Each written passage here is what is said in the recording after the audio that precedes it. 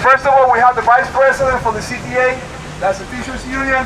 Her name is Diana Moore.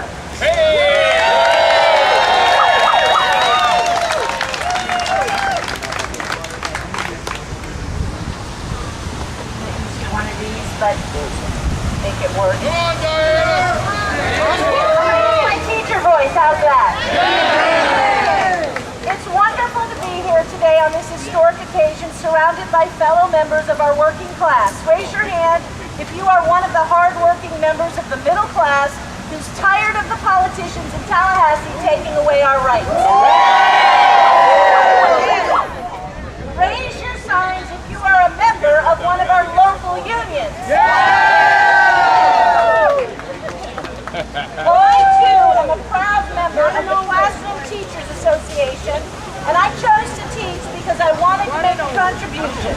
I didn't choose my profession because I couldn't do another job, as the old saying goes.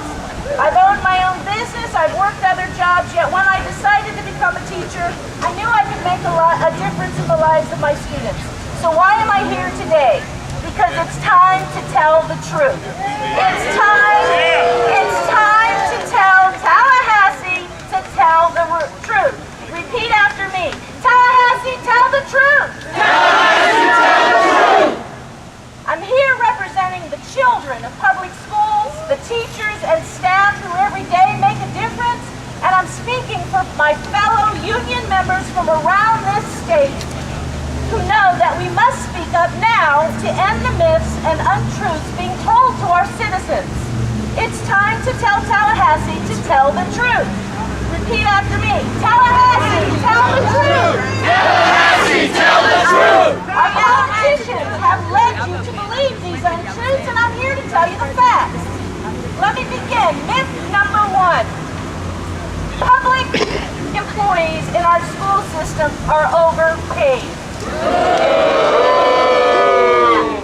Teachers in Orange County start with a salary of $37,000 after earning a four-year college degree and spending on average over $50,000 to get their degree. And after their first year of teaching, they are rewarded with an increase of $250. Yes, I said $250 or $5 a week to go into their second year.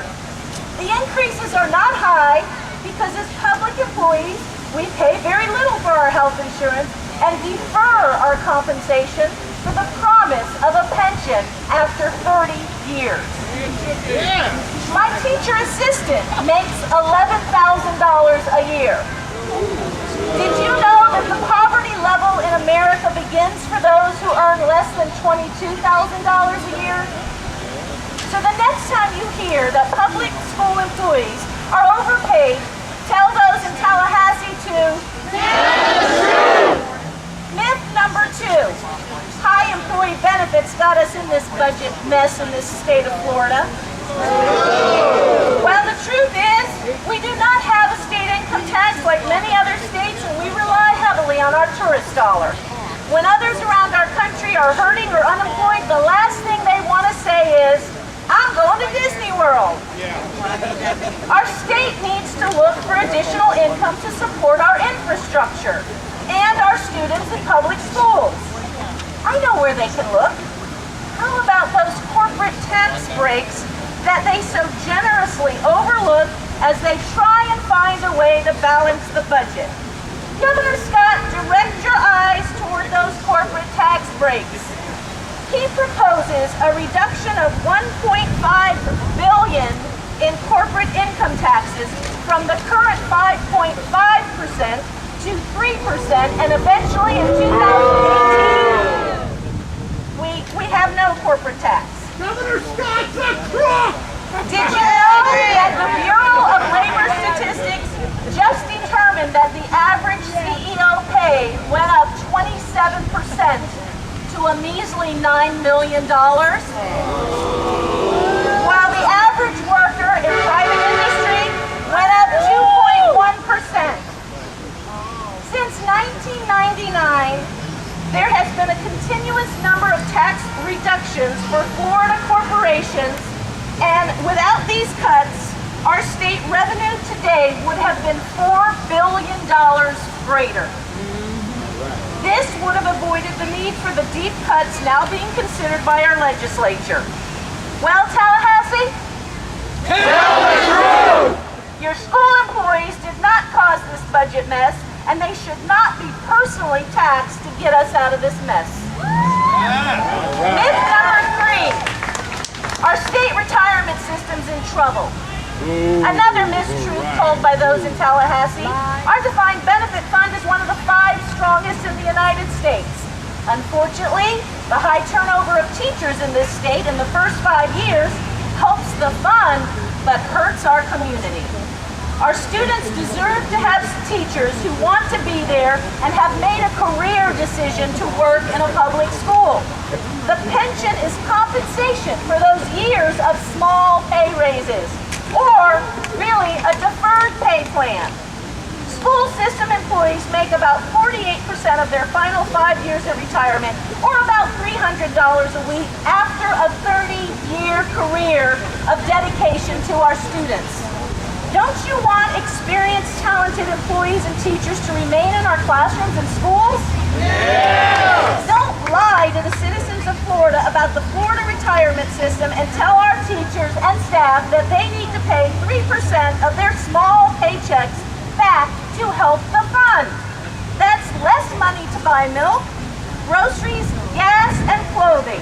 Attacking their pensions will hurt the schools and the communities, because active teachers and retired teachers spend their pension dollars and their salaries at small businesses in our community. They may even take their children and grandchildren to a local theme park. The truth is, FRS is healthy and thriving. So, Tell the truth! myth number 4. Teachers and staff at our public schools are heavily funding the campaigns of our opponents. Well, the truth is, we give $5 a year to a fund to help fund the campaigns of candidates that we interview. Yes, $5 a year from our union members goes into a fund that is directed by teachers and support personnel to fund education-friendly candidates. Now, Representative Chris Dorworth, who lives right down the street in Heathrow, has convinced his fellow politicians that unions cannot deduct dues from our members' paychecks. Did you know? Did you know that 364 other entities can continue to deduct money from our paychecks? It's time to tell them, stop the attack on our rights. It's my choice to join my union, and I don't want politicians in Tallahassee taking away my rights.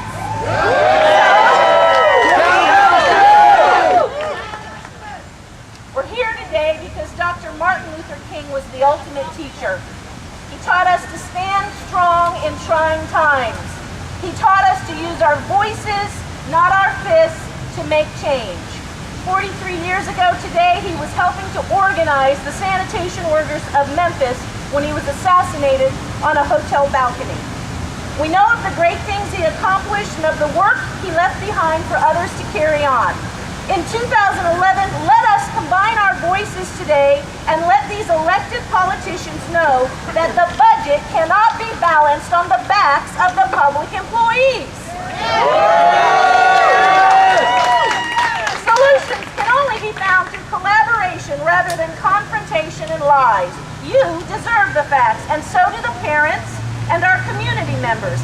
We need you now, more than ever, to work with our community members, including the parents of our students, our fellow union members, to get the truth out.